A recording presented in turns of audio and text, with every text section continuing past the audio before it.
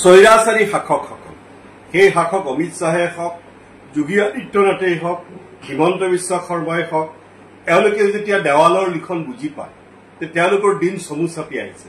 তেতিয়াই তেওঁলোকে সাম্প্ৰদায়িক ৰাজনীতিৰ আশ্ৰয় লয়, মেৰুকৰ্ণৰ ৰাজনীতিৰ আশ্ৰয় লয়। আজি চাপৰৰ উচ্ছেদ সেই ধৰণৰ ৰাজনীতিৰ অংশ। আজি মুখ্যমন্ত্ৰীয়ে কৈছে যে খিলঞ্জীয়াৰ স্বাৰ্থৰ কাৰণে হেনো চাপৰৰ এই ভূমিহীন লোকসকলক উচ্ছেদ কৰিছে। এই মাটি কি খিলঞ্জীয়া লোকক দিব নে আদানীক দিব? মুখ্যমন্ত্ৰীয়ে স্পষ্ট কৰি দিয়ক। আদানী খিলঞ্জীয়া নেকি? গৌতম আদানীক প্ৰধানমন্ত্ৰীয়ে ভাল পায়, সেই কথা দেশৰ মানুহে জানে। কিন্তু দেশৰ সকলো সম্পদ প্ৰধানমন্ত্ৰীজনে আদানীক দি দিব খোজে, সেইটো এটা সুকীয়া বিষয়। কিন্তু মুখ্যমন্ত্ৰীৰ দৃষ্টিত গৌতম আদানী খিলঞ্জীয়া নেকি? অসমৰ ভূমিপুত্ৰ নেকি?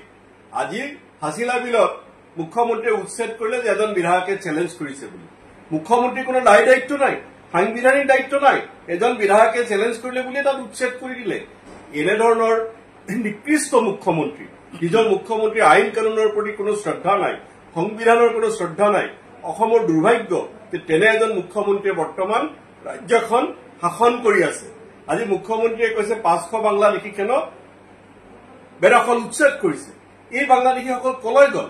বাংলাদেশী যদি হয়ে তেওঁলোক অসমৰ ভিতৰতেই যদি আছে, তেওঁলোকক কি এইটো সাংবিধানিক দায়িত্ব পালন কৰা হ'ল নেকি? তেওঁলোকক অসম আৰু ভাৰতৰ সীমান্ত পাৰ কৰি বাংলাদেশলৈ পঠাব পাৰিলে নাই?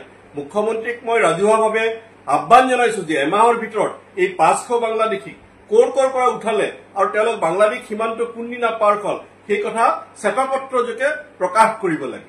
মই সকলো উচ্ছেদিত ৰাইজক মই এইখিনিও আহ্বান জনাইছো যে আমাৰ সকলো প্ৰতিবাদ গণতান্ত্ৰিক হ'ব লাগে আৰু অহিংস হ'ব লাগে।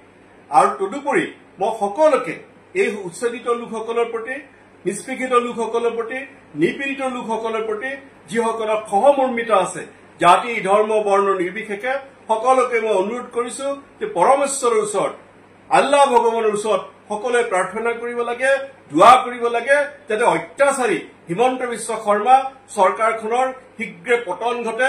তাৰ কাৰণে সকলোৱে নেদেখাজনৰ ওচৰত প্ৰাৰ্থনা কৰিব লাগে।